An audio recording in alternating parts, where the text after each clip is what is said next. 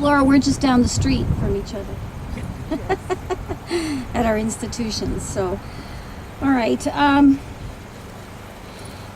Just having some thoughts here about what's been spoken about. And I remember, and this wasn't early in my career, but this was the very first time I ever had to work with a inmate who came to my clinic. And so at our institution, we have a contract with the State Department of Corrections. And if they have HIV, they come to our clinic.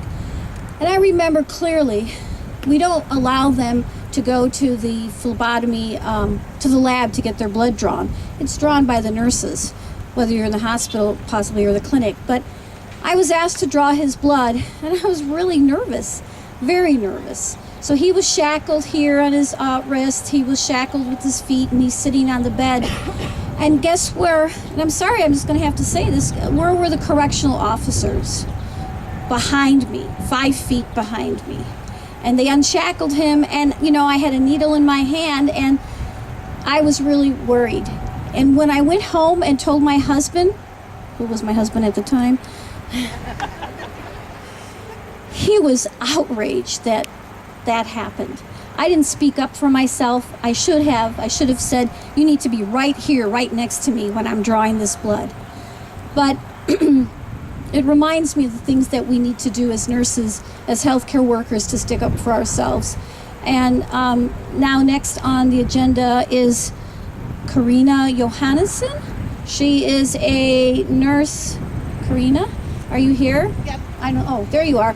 Carina is a nurse who's actually used to work at St. Joseph's in Joliet, Illinois, and she currently is working agency in the ER. She is a little bit of a star. She was on ABC News recently regarding this issue, and please welcome Carina. Thank you.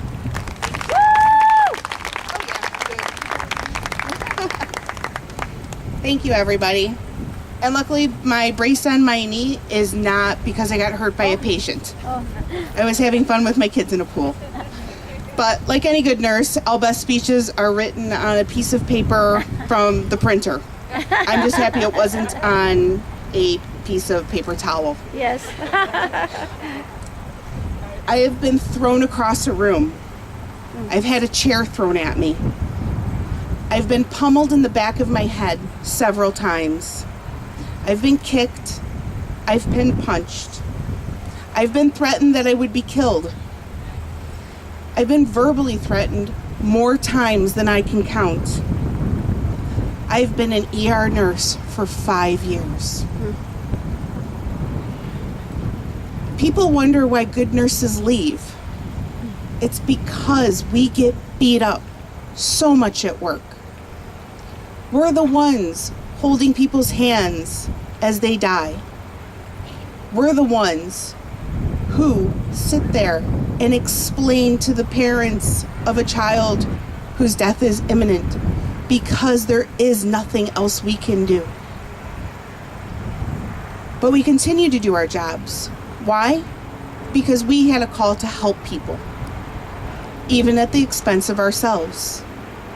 When I get off my shift sometimes, I sit in my car and I have to take some time for myself to prepare myself to go home to my kids, because the losses I have felt at work through my patients have been far too great.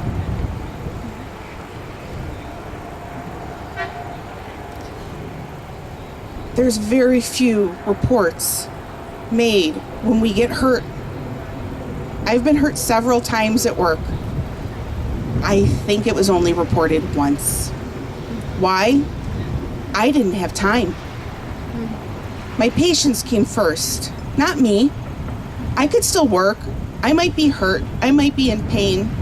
I'll just take some ibuprofen and keep going. I need to help those who need me. My work family needs me. I can't leave them short-staffed. I can't go home. It's a call-off. We'll get punished if we leave, no matter how hurt we are. I do not want to see a single more one of my friends get hurt at work. to have their lives completely altered, to hate their jobs, to not want to go to work, to cry in a parking lot before they go in because they can't take it anymore. That's not what we signed up for. That is not what we're here to do. We are not somebody's punching bag. We have to stand up for ourselves. We are a loud voice. There are 3 million of us. We need to stand together, report every incident, press charges every time. Let those who dismiss the charges be held responsible, but don't be part of the problem. Be part of the solution that we all need. Right. I came across a statistic from 2011 that 1 in 10 nurses are injured from violence every 7 days. I guarantee that number is currently higher.